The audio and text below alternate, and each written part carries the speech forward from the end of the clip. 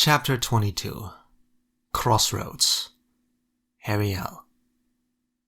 Cregan's lips were cold, dry and firm, sliding against Ariel's with a better idea of how this was done than she had.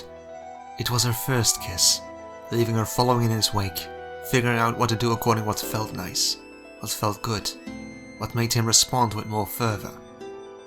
The lantern was in the snow, Cregan's hand was in her hair, pulling her in, and Ariel had scooted up to her knees to get closer. She didn't know what to do with her hands, where to place them. What was too much? Too little? Coaxed by his reactions, Ariel figured it out though. Simple kisses grew longer and eager. She tilted her head just so, allowing his tongue into her mouth, drawing an unexpected whimper from Ariel. And everything became something far too heated and urgent for a first kiss. Did this even count as one kiss? Cregan's hand followed the path of her neck, down her side and ended splayed flat on her lower back. He pulled her flush with his chest easily, making butterflies erupt in her stomach. It was heady and distracting, and it would have been easy to sink into this. And yet when Cregan grabbed her hip, reality came crashing back into her. There was something about the way he pulled her in, possessive, that jogged her memory. And if you aid him in making such an idiotic move, then you're not worthy to be its lady. With a gasp, Ariel pulled back. Eamon's voice in her head was a very unwelcome addition to the intimate moment, but his warning hadn't been hollow.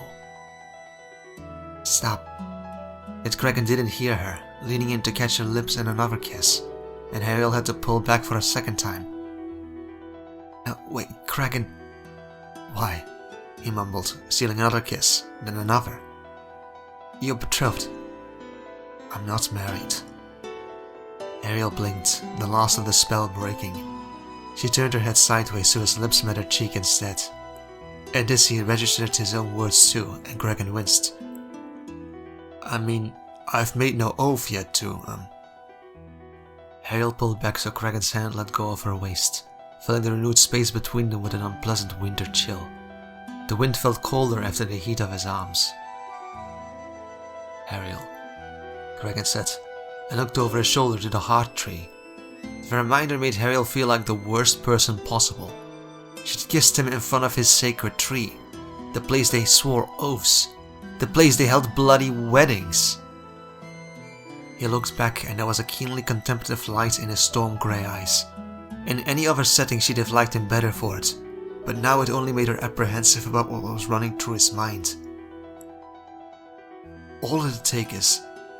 We should head back. Ariel cut him off, getting to her feet to gain some distance and crossing her arms. I'm cold. That was foolish of us, Cregan. It doesn't have to be, Cregan said, standing up and once again glancing towards the tree. But it does, Ariel said quickly, looking down. Don't suggest it. It'll only make matters a lot more foolish. Dangerous too. Why do you think I was so angry? Eamon noticed I wanted this. She gestured between them. So he explained, not very kindly, why it wouldn't work. He's jealous, Cregan said angrily, reaching down and picking up the lantern. He only wants you for himself. Ariel shook her head, lost to what Eamon wanted except being bloody confusing. She'd been left with the impression Eamon liked her on several occasions, but he'd never failed to do something that contradicted the suspicions. He'd be as excited as a kid on Christmas by her magic, but then push her into a fireplace. He'd talk big about looking after her, and then call her an ungrateful, vexing cunt. He'd mention his family might betroth him, but then push his twice-widowed, 40-year-old uncle who may or may not be having an affair with his niece as the better option. There was a pressure behind her eyes, making Ariel blink repeatedly. Her lips still tingled from her first kiss. Their last kiss. Do you want to start your regency with a broken oath? The anger drained from Cregan's expression. His shoulders sagged. No, he said gruffly. No, Ariel agreed, leaving them lost on what to say that wouldn't make things worse. The silence stretched, the pent-up tension from their kiss turning awkward. So without a word, they turned and began to walk out of the forest, neither looking at the other. Aemond. Ariel was found in time for her late supper, but when she entered the Great Hall, red-cheeked, frost-tipped hair and head held high, she didn't as much as glance in Aemond's direction. She'd ignored the high table entirely and seated herself next to that dark-haired girl on the lower tables. It left Aemond to learn from Cregan Horseface Stark where he'd located Ariel. Where in the Godswood precisely? Old Lady Eliza asked, sounding suspicious as Aemond felt. Lady Ariel was seated by an oak, tucked between the roots. I didn't see her immediately. The one not too far from the heart tree? Liza asked, her tone strained.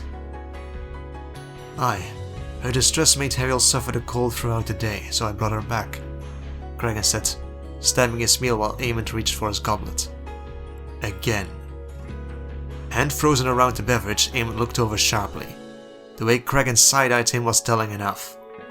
Lady Eliza coughed into her hand. You did good, Cregan. Lady Ariel surely appreciates your aid, Ellard said, nodding as if the new lordling had accomplished some great achievement, when the Stark Guards were the ones who'd lost her in the first place. Indeed. How fortunate the new lord of the castle can navigate his own courtyard, Aemond drawled. Had he only known what an insufferable tosser Cregan was sooner, he'd have thrown his support behind Bernard Stark instead. Even if he was only a second son, the man seemed a dutiful lord who'd already proven himself capable. Then Aemond would have locked them all within Winterfell to battle out their succession crisis and seen who lived come spring. Cregan, dear, Lady Eliza cleared her voice. The weather has cleared up, so I thought to send a raven to House Norray. Cregan looked up quickly, forgetting his meal. Well, come. I recently had an idea, Lord Grandson. If it pleases you, the Lady Ara could be arranged to foster with me here at Winterfell until you're wed. Interest piqued, Aemond leaned back in his chair, tracing the edge of his goblet with a finger. Cregan's eyes kept flickering between his grandmother, his food, the table Ariel was seated at, and back to his food. It's winter. It's a treacherous journey from the northern mountains to Winterfell. It's no trip for a lady. Yet when Lady Ara gets here, Winterfell will be a far safer and warmer castle to wait out winter within, Lady Eliza said, unblinkingly fixing her feline blue eyes on her grandson. Aemond decided he could almost stomach this particular member of House Stark, perhaps because she was the only Stark who wasn't so by blood. This was an excellent notion, and Aemond suddenly felt an inclination to be generous. Perhaps he'd offer to fly Vermithor over and fetch the man's darling betrothed himself. If Aemond had to, he'd have Cregan and Ara wedded and bedded come sunset tomorrow. If he pushed, it may even be accomplished before dawn. Cregan's shoulders sagged. We'll discuss the arrangement after supper, Grandmother. Lady Eliza relaxed into her seat. Good. Lady Ara will be excited to spend time with her future good family. It'll prepare her for the day she takes over as Lady of Winterfell. It will, Cregan agreed. It's a prudent motion, Aemond drawled. Fostering your future wife with your family? Cregan glanced over at Ariel, the slightest smirk pulling up the corners of his mouth. Prudent, you say? Aemond frowned. Then you can be confident she'll be adequately settled into her responsibilities. The Lord hummed. You speak sense, my prince. It's infallible. Aemond's mind whirled, leered of that smile. What was he insinuating? At any rate, the improved weather means it won't only be ravens taking flight soon, he decided. We'll be taking our leave come morning and start to travel back south. At least that wiped the smirk off Cregan's face. Aemond attempted to speak with Ariel after supper, but she slipped away before he caught up. He then summoned her again, which she outright ignored. Infuriated by her disrespect, Aemond had gone to her chambers, but ended up pacing the hall instead, unable to make himself knock. He shouldn't have to come to her. Ariel was the one in the wrong. She'd been the one to act ignorantly and stepped out of line. Why was he even trying? At least Rubius had answered the summons and had gone to prepare for their journey. After breaking their fast the next morning, most of Winterfell were present outside to see them take off on their dragons. They'd said their farewells and mounted their dragons, Ariel climbing Norbert with ease to secure herself in the saddle, Rubius clambering onto Vhagar huffing and puffing, muttering curses all the way up. The dragon allowed it though, holding still while waiting for him to get seated. It was disquieting watching someone so far from a Targaryen on the strongest dragon in the world. The very same one Aemond had nearly claimed for himself but had been thwarted by Laenor. He'd never truly resented that before now, no small amount because of Heriel and everything that had occurred in its wake. That night had made him an unburned, and it was the most exciting thing that had ever happened to him, until he claimed Vermithor mere days later. But he felt cross regarding it now. Vhagar could have been his. Should have... Vermithor shifted under him, powerful and in his prime, and Aemond calmed. At least he'd never have to fear his father's fate of losing his dragon to age. Though Vermithor wasn't as old or big as Vhagar, he was a large dragon for his years. Silverwing was only a couple years younger, yet quite a lot smaller. Vermithor was a king's dragon too, not a queen's. A conciliator's mount. Heriel was strapped into Norbert's saddle, dressed for cold weather and harsh winds, still doing her best to ignore Aemond. She wouldn't even look at him. Instead she was looking at him. Farewell! Rubius shouted from atop Vhagar, for once looking too small for his surroundings, while he waved down at the crowd. I won't forget how kind you've been to Heriel, and I've had such a great time. But he was cut off mid-word, throwing himself forwards to hold on to the saddle as Vhagar took off, the dragon too eager to get out of the cold. Aemond snorted, trying to catch Heriel's eye, but failing. Surely this behavior couldn't last. They would be traveling for a couple of days together. Heriel was always contented after flying, and it's not as if she could ignore him when they'd be spending the night within Rubius' magical chest, was it? Since they were in the north with dragons, they took a slight detour before heading south, coaxing their dragons to fly up to the wall and glide alongside the massive barrier at the end of the world. It was freezing and Aemond refused to remain longer than necessary, but he still made an attempt to make Vermithor cross over the wall. Yet as he neared the wall, Vermithor roared and turned sharply, refusing to heed Aemond. No matter how high Aemond tried to fly, Vermithor rejected all attempts at crossing the tall wall of snow and ice. It was just as the records claimed occurred when Vermithor was here with King Jacaerys and Queen Elisane when astride Silverwing back in 58 AC. Vhagar behaved far more obstinate, refusing to fly anywhere close to it, while Norbert kept flittering back and forth. She'd handled the north better than anyone, but something about the lands of always winter was too much even for her. So despite Heriel making several attempts, the best she managed was landing atop it. Norbert screeching and snarling, jostling Heriel badly in her saddle, before the dragon threw herself back on the warm side. It was eerie. It was magic. How could it be anything but? He'd known Heriel and Rubius for years now, and this wasn't the first time the word magic had been used in relation to the wall. How many tales about this wall and what lay beyond it hadn't Aemond heard while in bed burning with his ailment at Winterfell? Children of the forest, giants, grumpkins, wargs, spiders and others. They blended together in a fever dream, nonsensical and outlandish. But it was far easier to believe now. From the dragons reacting to the sheer enormity. Because what possessed someone to do this? It could have been nothing less than dire and terrible that motivated Brandon the Builder to erect it. This was a lifelong undertaking, a grotesque amount of effort, almost desperate, all just to hold out some wildlings? Unlikely. There's some bloody powerful repelling charms on that wall of ice, or I'm a bow truckle, Rubius said heatedly during supper. Because of their detour to the wall, they didn't get out of the north before they had to land somewhere in the Barrowlands. Then again, the north alone was as large as the other 5 kingdoms under Targaryen rule combined. Flying across it was strenuous, and Rubius had been suffering from a strong case of motion sickness, while Aemond felt weaker than he preferred. Not ill, but as if his body was trying to remind him of how it could end. How do you mean? Aemond wondered, watching in morbid fascination as Rubius twisted around the strange handles of the... what did he call it? A stove? Some sort of device of steel and flame, nothing akin to the open fires of the furnace used in the kitchens at the Red Keep. The turn of this mystical lever magicked away the fire, killing it without water, trampling it or blanket, and removed the pan of the stove to divide the fish between plates. Since they landed, Rubius had magicked them up dinner from the river by pointing a pink-covered stick at the water and saying a nonsensical word, Accio, and next the fish simply leapt into his grasp. It was as marvelous as it was ridiculous as it was infuriating. Rubeus had hunted, prepared, cooked and served the fish for dinner in nearly the same time it took Aemond, with the aid of an attendant, to put on his armor. It made Aemond compare this to the hunting trips with Aegon and Daeron with Sir Criston in the Kingswood only moons before. It was to reconnect with Daeron after years apart, but it had been spent mostly in silence as they hunted deer and camped outside like true knights ought to know. Hunting, killing, skinning their prey and prepared their meals.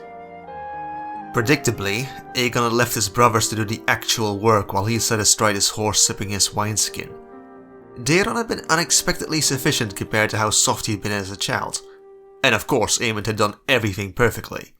Yet the whole affair had taken 6 or 7 hours from setting out to find the prey to when they could start eating. And that was with 4 people on the task, including a Kingsguard. This had taken... Aemond might actually have spent longer brushing knots out of his hair after a rough trip on Vermithor than it took Rubeus to do this. This was why Rubeus and Heriel never saw the point of servants. They had magic. Magic was their servant. You can put spells on stuff to keep people out. There's all kinds of different types. Some to repel wolves that go after the sheep or to keep people out who's not invited. Tricky but useful magic. I think someone used that sort of magic on that wall. A very powerful one too, because dragons are as tough and magical as creatures can get. It takes powerful spells to penetrate their hide, and here it did. This makes me think the charm on the wall is there to repel magic. Like the opposite of a muggle repelling charm. Wonder if I could have gotten through. Rubeus mused aloud while Aemond listened intently. Distracted with his own theories, Rubeus placed food on the table while Heriel made sure the black dog named Fang didn't jump up to steal the food. It was the first time Aemond had dined with a dog in the same room. Cats were another matter. One of Helena's ladies had an army of kittens that felt entitled to venture wherever they pleased within the Red Keep, forever chasing rats around through the corridors. Dogs were only around during hunts. Useful and good for heat, but the remaining times they were kept within the kennels. The setting wasn't grand, but still warmly comfortable. A round wooden table, plates made of fine-grained clay Aemond didn't think he'd seen anywhere else, painted with moving birds moving across the surface. How could they keep eating from those without being distracted? Copper goblets, and Heriel had decorated the table with a single blue rose resting in an ornate glass cylinder. It was far from a majestic castle, yet retaining all the comforts of one. In several aspects even more so. You can cast such magic? Aemond asked. Magic preventing dragons from flying over walls? Not that one, no. But I know a neat little charm to keep the birds and squirrels from eating the pumpkins. May have a book with a couple other spells mentioned. Don't know if they come with instructions though. Those charms can be really tricky then. They're not beginner stuff, and I was always more for transfiguration than charms anyway. You were? Heriel asked, looking away from the winter rose to stare at Rubeus with an expression that indicated this didn't add up. What was even the difference here? What was a transfiguration and what was a charm? Aemond had too many questions to know where to start, but because of her lingering irritation, Heriel was making a point of speaking more to Rubeus than Aemond. Aye, my favourite subject at school. It was, Heriel said disbelieving. Like Hermione? Rubeus nodded. She's much brighter than I'll ever be, but sure, it was my favourite subject too. It was taught by Dumbledore, you know. I forgot he was a Transfiguration professor before.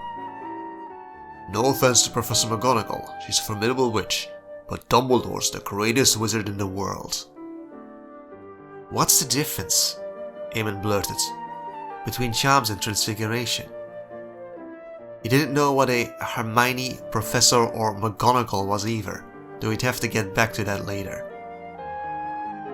It's a bit complicated, but the easiest way might be to say that charms makes objects act different than they would be normally. Like this, Rubeus said. Wingardium Leviosa. The glass cylinder with the rose levitated into the air. While Transfiguration is... Not the rose, please, Heriel cut in, and using her stick made the cylinder swoop right into her open hand. She reached out and held up her goblet for a target instead. "Ah, right. Sorry," Rubius agreed and aimed at the cup instead. Eamon witnessed as with a funny word the goblet turned into a kettle. Transfiguration changes stuff into different things. Temporary though. Stuff remembers what they used to be, though there's always some exceptions here and there. He nodded at Hariel, who placed the winter rose back on the middle of the table.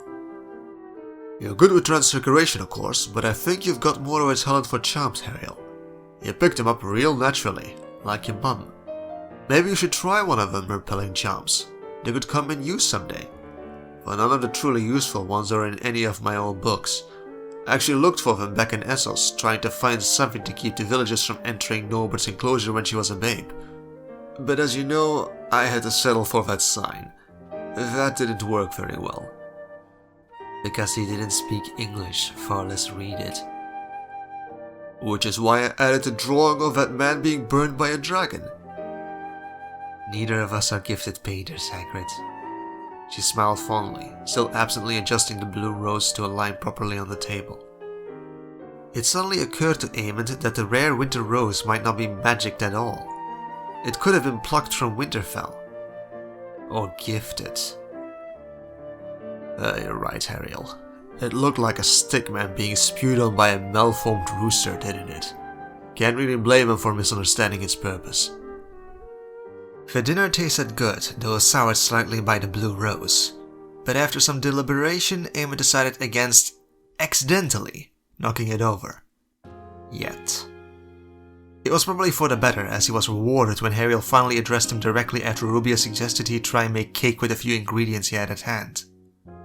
Eyes going wide, Hariel reflexively leant across the table and whispered so the giant wouldn't hear.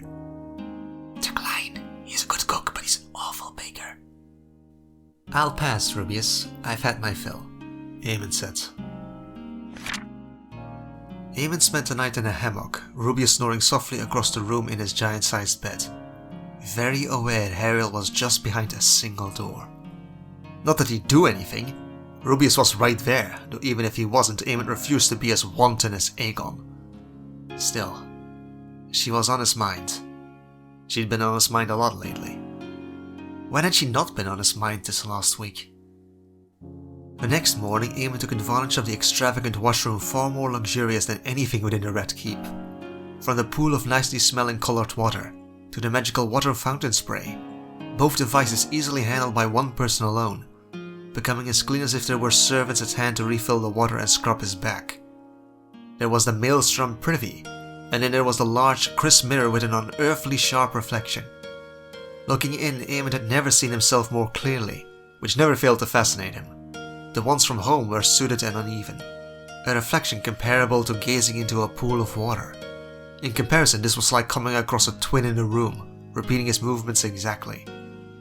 It must have cost a fortune, made by the most skilled master mirror workers of the land of Britain. Or did it? Was this magic or inventions of their homeland? Sometimes Eamon couldn't tell where the lines blurred. Though he detested the tension in Hariel's attitude, Eamon lived in King's Landing with courtly intrigues at every turn, and wasn't daunted by a few stilted conversations. Yet he'd enjoyed the few hours of amicable camping with Hariel and Rubius too. The magical chest was by no means grand the way a castle was, yet somehow its facilities managed to be far more compactly luxurious. The chairs softer, the equipment superior, so magical it was challenging not to just spend hours simply observing. Yet it was warm, relaxing, and a break from everything he knew. Within the chest, Rubius and Hariel changed too, their shoulders lowering, their manners unguarded, and so Eamon did not know how to name it, how to explain the informal ease of their behavior. For better and worse, they couldn't help but become more themselves. Eamon had been within the chest several times before, but it wasn't before now he came to suspect this might be their home. Far more than Driftmark or Dragonstone ever was. Though was it so strange? It was a lingering remnant of their lost homeland, and served as a last haven.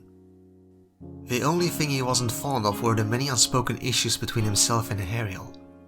It was always a matter of time before their argument would come up again, though Eamon wasn't certain which approach would be most advantageous to resolve the matters his way. A part of him felt it needed to be done before they returned home. The other part was wary of Rubius' reaction if he learned what Aemond had called Hariel. Ungrateful, vexing cunt. Aemond swallowed uncomfortably. That had been beneath him, and there was no way to speak to any lady, least of all the one he intended to court. Though they were acting amicable, things remained frustratingly unresolved, and Aemond knew less of her mind now than he did before their argument. Eventually it was Hariel who broke the dam. "I'm going to take Fang for a walk before we leave," she announced after their morning meal, rising from the table. "You?" Aemond asked, perplexed, glancing over at Rubius, who was busying himself with cleaning. It would have been servant's work, except everything was cleaned by magic. If this was how it was done back home too, Aemond may never have left the washrooms. "Yes, we can't trust him to run free here, not with the dragon so close. He might spook and we'll end up searching after him for hours." She reached for her coat, eyeing him speculatively. "Do you want to join me?" Join her? Yes. To walk a dog? No. Aemond didn't walk other people's dogs. No prince did. He wasn't Kennel Master Kolb, and neither was Lady Hariel. It was preposterous. "Yes, I'll join you," Aemond said, cursing his tongue. Ugh, the things a prince sacrificed for a lady's favor. Why didn't he just joust and crown her the Queen of Love and Beauty while he was at it? Fuck, no, he was not joining some damn tourney for her. Though, what if someone else did? Some love-struck knob so cheap he couldn't afford more than a single stupid blue flower. Aemond would have given her a whole crown's worth of winter roses. Actually no, they wouldn't be winter anything. They'd be red like fire and blood, like House Targaryen. Stop it! He chastised himself. It was moot. Aemond was a prince who didn't need puppeteering himself before the masses for a lady to notice his existence. What was a horse and a lance compared to a dragon and a sword? "Something on your mind, my lady?" Aemond asked awkwardly while they walked away from their campsite. "Yes," Hariel said dryly. "I've had a lot on my mind lately." "Me too," Aemond conceded. "What exactly?" They'd placed the magical chest under a coverage of boulders and were walking up the hills of knee-deep snow side by side, Fang sniffing eagerly and lifting up his leg to take a piss. Marriage. It'd be a falsehood to claim he hadn't expected this, but he tensed regardless. "I gather you've seen reason?" Hariel turned to him sharply. "See reason?" she asked rhetorically. "I may have been under misapprehensions, but I'm hardly alone in that. How could you not have told me something so crucial?" "What exactly? What crucial detail do you feel slighted over?" Aemond asked. "House Targaryen's presumptions," Hariel said tightly. "The lack of respect you've shown us by keeping me and Hagrid in the dark. How you keep overlooking our value, and your injustice when you blame my ignorance on me, when you're the one who schemed it so." "We have done no such thing," Aemond hissed. "I assumed you knew. After years in Westeros, how could you not know?" "I assume it's for the same reason you failed to realize we didn't know," Hariel shot back. "Hagrid and I have done our best to learn your ways, but you don't make it easy. You're always eager to discuss dragons with Hagrid, but never much else. You push lessons and responsibilities on me to prepare for my future, failing to realize my beginnings are completely different from everyone else's in the realm. And I don't understand how you missed that. My differences are precisely why I'm here, why your house wants me in the first place. So how the bloody hell could you fail to take that into account with your schemes?" Hariel waved a hand dismissively. "You know my country had dragons too. Wild dragons, controlled dragons. And who did or didn't have them hardly mattered in regards to politics." She continued speaking with a decisive manner Aemond had never heard from her before. Gone was the sweet smiles and warm light in her eyes. "I understand it's different here, but even so, Princess Rhaenys married into House Velaryon, and she's a dragon rider. She's also half Baratheon on her mother's side. The king's first wife was Queen Aemma Arryn, who was half Targaryen and half Arryn. Your brother is seeking a wife outside House Targaryen. Maegor the Cruel was married to a Hightower, Harroway, Westerling, Costain, all at the same time. Where in all these lessons on how you do things was I to learn none of it applied to me? Because your position is unique, Ariel. You know it is, Eamon said, exasperated. It's why we took you in. It's why my family fostered you to begin with. Because it's common sense. But I'm not common. I'm exceptional, Eamon. But none of you treat me as such, and until now I was actually glad for it. At least until you started calling me an ungrateful cunt. Eamon bit his lip, looking briefly away while Ariel kept talking. Helena isn't betrothed, but is that what you call your sister if she considered marrying Cregan? Or Bela and Reyna? I've been taught the same as them, and you do not get to call me stupid for your family's failings. Rhaenyra, Eamon corrected sharply.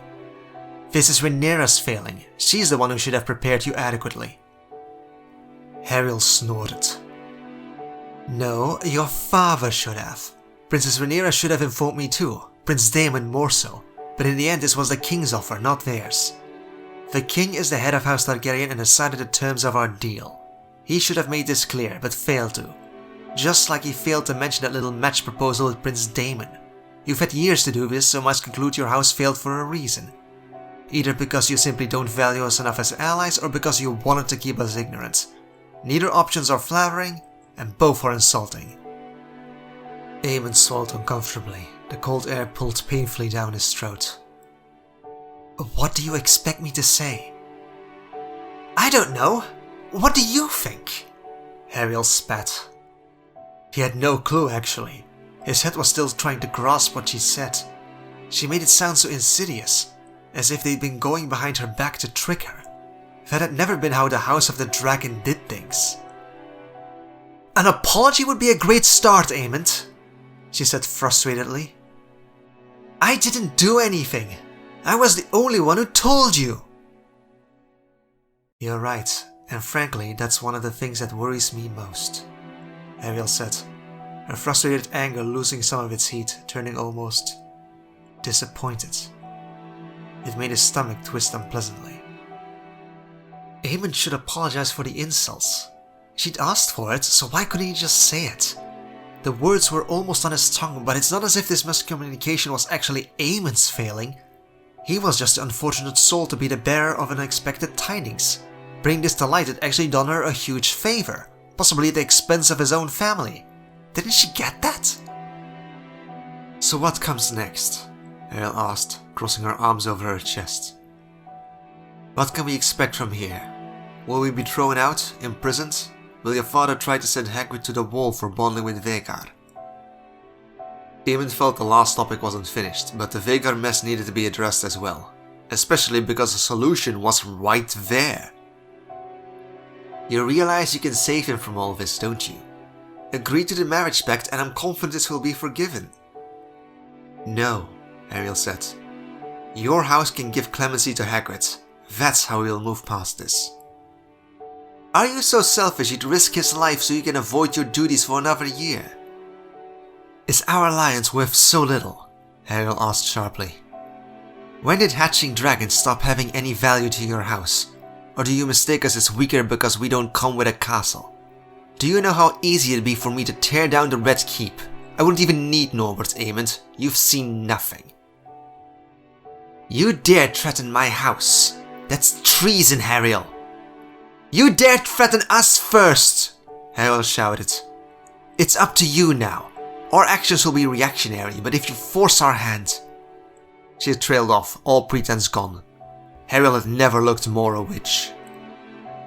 But if you can look past it, if you can accept us as the allies you once claimed we were, I will be sticking to the agreement, but you will not use these events to blackmail me into compliance about a betrothal before I'm of age. How do you expect Rubius will react once he hears how you carelessly you throw away his safety and life?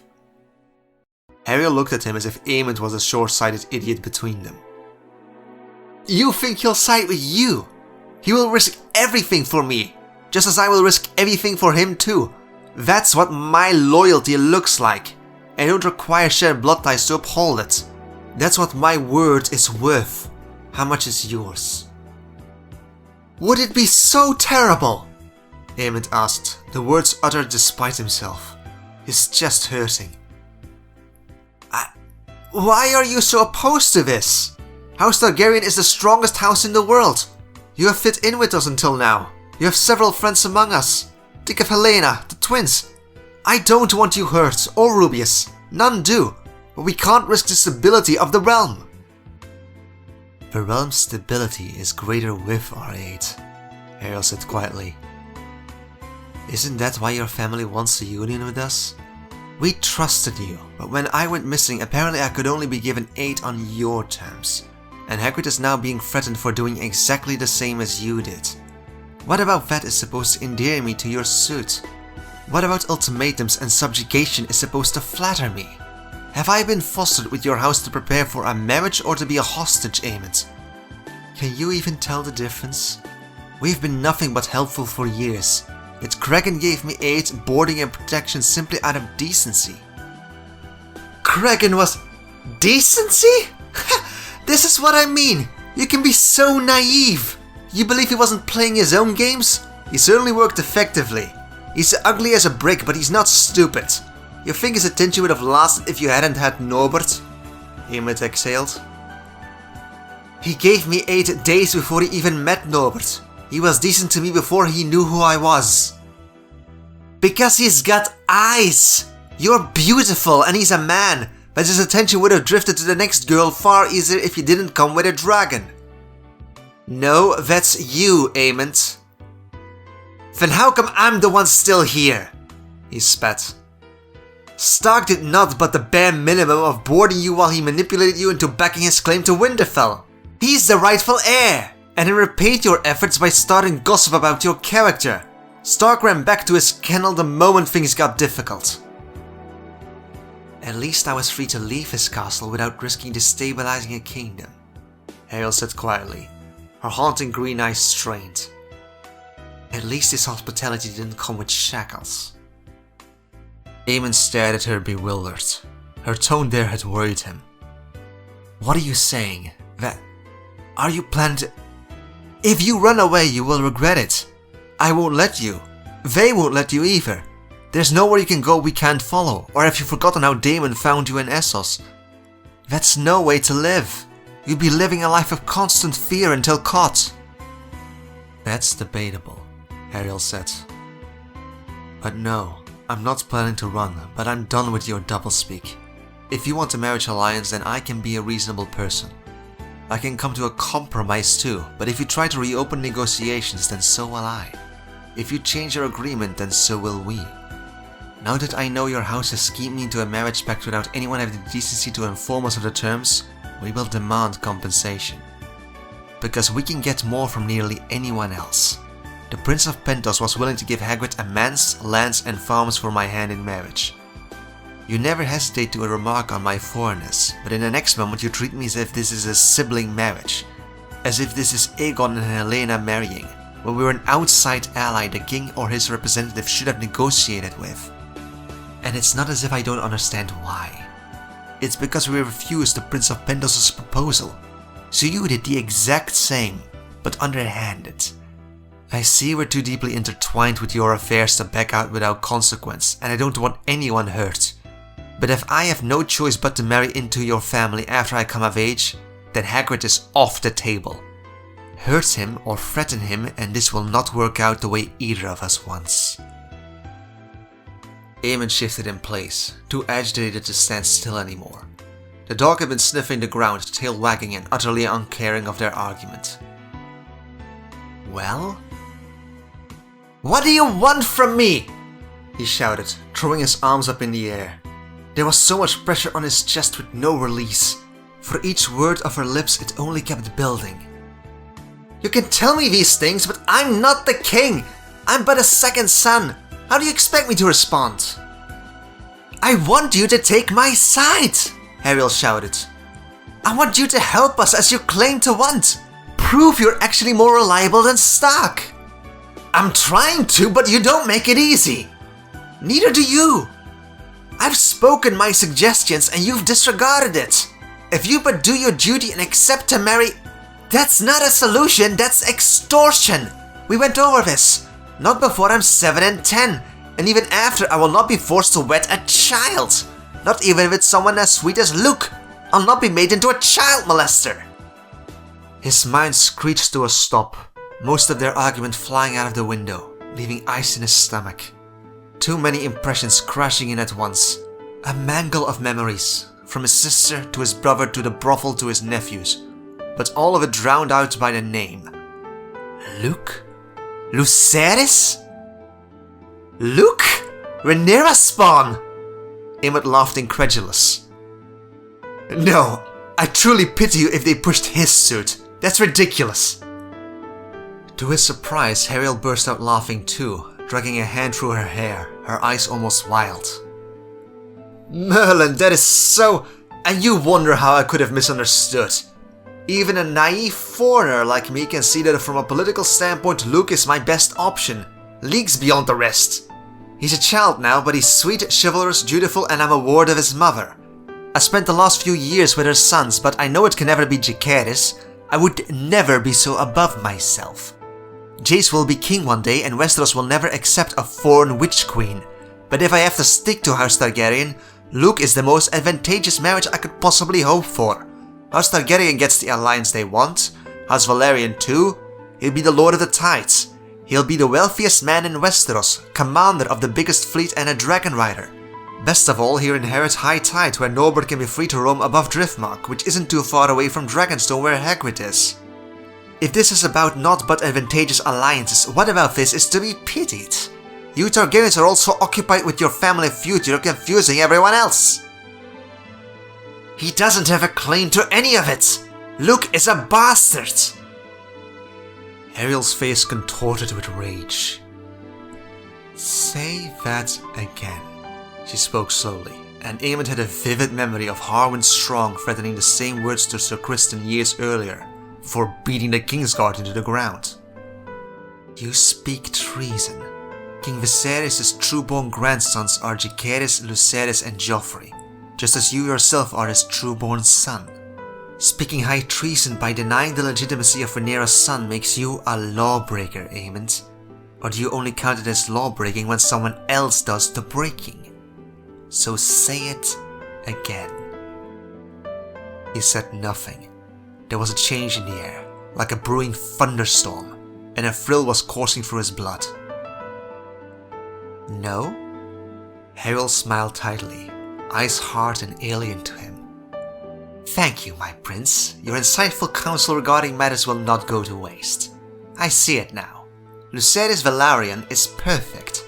My ideal match. How stupid I was for ever considering alternatives. Because that's how life works out, isn't it? Nothing unforeseen ever occurs. It's not as if one of my closest friends hopes to be the Lady of High Tide and would feel pretty fucking betrayed. There'll never be any magical accidents that can uproot everything I know. No attacks in the night from strangers coveting Norbert. No dragon riders will ambush us in the middle of nowhere bloody Essos to drag us across the continent. No idiots will start fighting in front of the biggest dragon in the world and cause us to get roasted. No, it's all black and white, and if I just shut up and do like my betters tell me, everything will be perfect and nothing will ever go wrong. Her furious tirade hit him in the face, shouted with so much pent-up irritation she didn't sound anything like the girl he'd known. Who was Hariel to speak to him this way? Aemond thought he knew her, but Hariel was the most difficult maiden he'd ever had the displeasure of meeting. Obstinate and willful, no decorum and blatantly disrespectful. What the fuck was Aemond doing? Why was he here? Aemond could be home at this very moment, away from this frozen tundra and spend his time practicing the sword. Study poetry and history or keep up with the petitions at court. He could let the council pick him a comely, advantageous bride and be done with this hassle. His life would go a lot smoother without a bother like Hariel.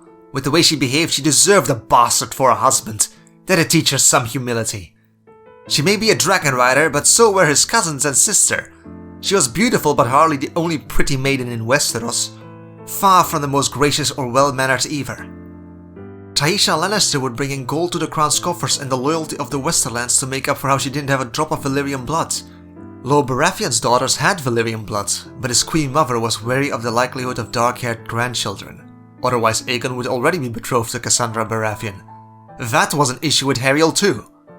His cousins Baela and Rhaena checked off all the points. Targaryen ladies with strong Valyrian features of silver hair and purple eyes and bonded to dragons. Then there was the crowning jewel, his sister Helaena. Growing up, he'd always thought Helaena would have been the perfect wife. Sweet, Valyrian, royal, well-tempered, and yet another thing Aegon was given freely and still failed to appreciate. For if there was a chance too much incest hurt the magic, well, at least Aegon wouldn't have her anymore either. Either way, another bride wouldn't be the worst. Aemond would do his duty, marry a proper graceful highborn from a great house and bind their alliance through the blood of their children. He'd treat his dutiful wife with dignity, care for their children and raise them to be proper princes and princesses worthy of the name Targaryen. He could see it all too clearly. Knew how it'd go. It would be fine. Hariel wouldn't be fine. Hariel was willful, opinionated and so foreign. A pain in the arse and dangerous. Why the hell had Hariel ever been his first choice? He'd been an idiot. She'd drive him mad with her nagging when it was her duty to obey her husband. And if it was ever up for question, if the day ever came, being married to Hariel would severely damage Aemond's chances to sit the Iron Throne himself. This trip has shown him the truth. Aemond was better free of her, and rue the unfortunate Sawtooth ended up bound to that. Hariel could go pursue the strong bastard. She should. Then she'd finally be made to realize the opportunity she'd squandered when stuck wedded and bedded to some dark-haired, brown-eyed, a useless bastard who wouldn't even know how to aim a knife, a snuffling little craven who hid behind his mother's skirts. Their children would be... Thermophore roared in the distance, causing Fang to spook. Hariel held onto the leash before he could run off, sitting down in the snow to calm him down. She was so frustratedly kind, and had strong, and it should be him. Hariel should marry him, want him, yet she didn't. Why had Hariel never looked at Aemond the way she instantly did with Cregan? Why would she consider a brat like Luke before the man right in front of her? The one who flew to Winterfell while the Prince Mummer sat on his behind enjoying his damn pig dinner in unowned comfort at Dragonstone. A whore second-born bastard coveting a birthright that had never been his by blood, law or faith. She'd consider that, but not him. Never him. Despite striving to do everything right, Aemond was always passed over. Hariel! What's keeping ya? Rubius's voice called across the snowy hills, but Aemond couldn't deal with any more idiocy. Nothing. There's nothing keeping us here, Aemond bit out. He didn't care to hear a single second more of Hariel's explanations, or how Rubius came out because Vermivor was restless. Cold, fuming, and feeling like his throat was closing up, Aemond left them. He trudged back the way they had arrived, opened the lid of the chest and climbed into the warmth. It had always been a place of marvel to Aemond, but suddenly he felt trapped. There was only a single entrance and no windows. Within the confines he was stuck depending on their hospitality. For now. That's when Aemond's gaze moved to the table, where a lone winter rose preened. An uncomfortably long wait later when Hariel and Hagrid returned, Aemond didn't care to talk anymore. Now that you're finally back, we're leaving. We have already dallied too long, he snapped, catching the moment Hariel saw the blue petals of her winter rose laid shredded across the floor. The glass cylinder smashed. Hariel glared at him sharply, but she wouldn't get any regrets from him. That had been the highlight of his day. No, we need to talk, Rubius said severely. The situation with me and Vega... You can bring your petition to the king. Aemond cut him off dismissively, pushing past him. Vermivor was waiting.